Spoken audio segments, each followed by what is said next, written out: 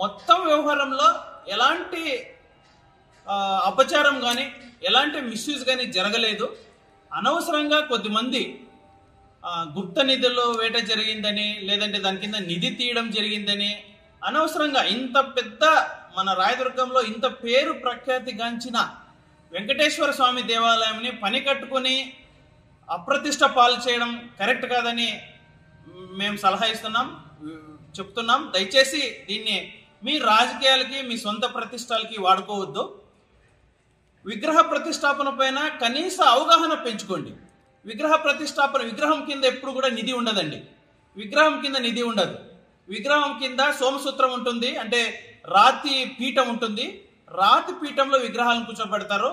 అక్కడ ఏం పెట్టడానికి అవకాశం ఉండదు.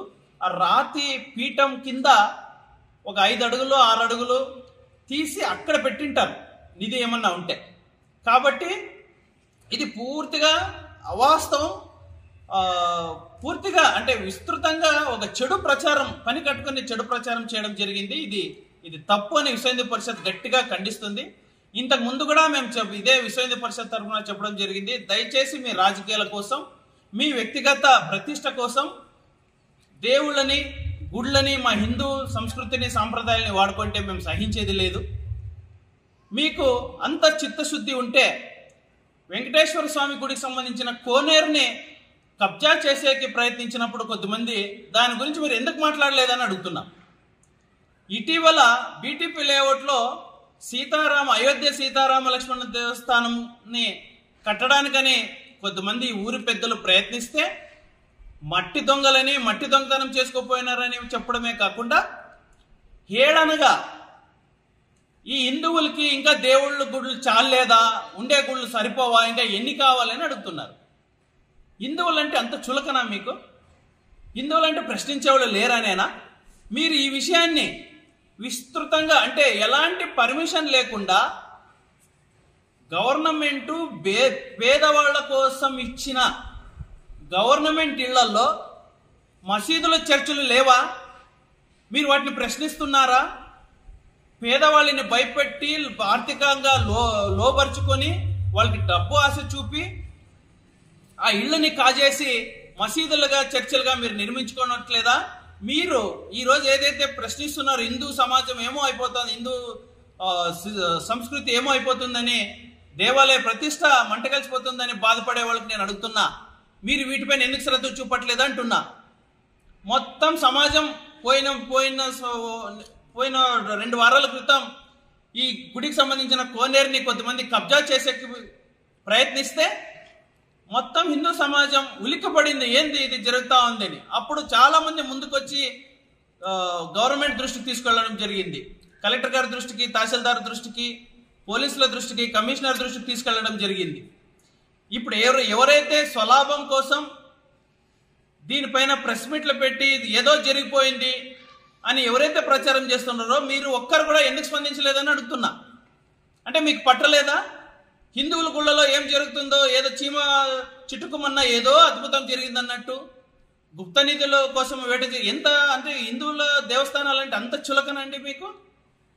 అంత అప్రతిష్ట పాలు చేస్తారా మీరు?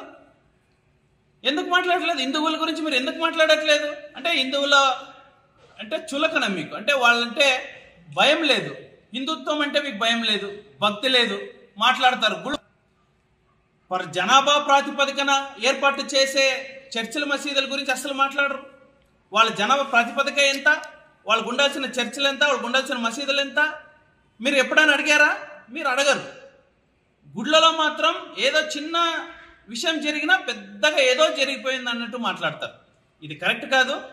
దయచేసి మీకు ఒకటే కోరుతున్న విశ్వ హిందూ పరిషత్ తరఫున, దేవుళ్ళని, దేవుళ్ళ గుళ్ళని, హిందూ సమాజాన్ని దయచేసి మీ రాజకీయ లక్ష్యం కోసం, మీ సొంత ప్రతిష్ట పెంచుకోవడం కోసం దయచేసి వాడుకోవద్దండి.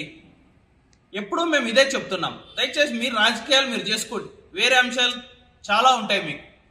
ఆ అంశాల్లో మేము ఎప్పుడు విశ్వ హిందూ పరిషత్ ఎప్పుడు కూడా రాజకీయాల్లోకి రాదు, రాజకీయాలు మాట్లాడదు, రాజకీయ విషయాల ప్రస్తావన తీసుకురాదు.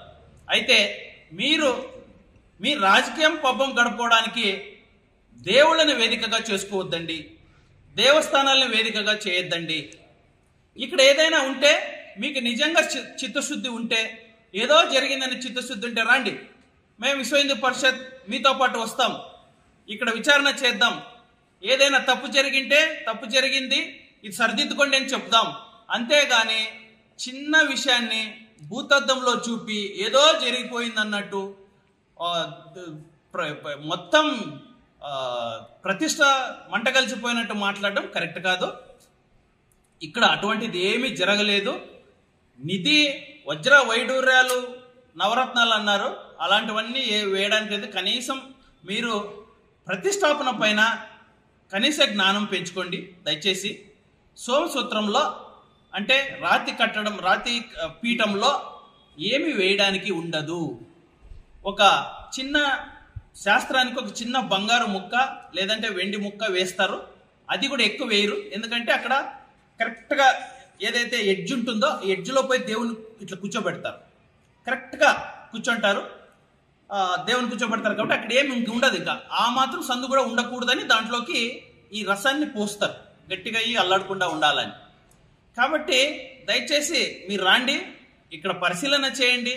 పరిశీలన చేసి ఏదైనా చిన్న పెద్ద పొరపాట్లు ఏదైనా చిన్న ఉంటే మాట్లాడుకుందాం, సరి చేసుకుందాం. అంతేగాని లేని విషయాల్ని దుష్ప్రచారం చేయొద్దు.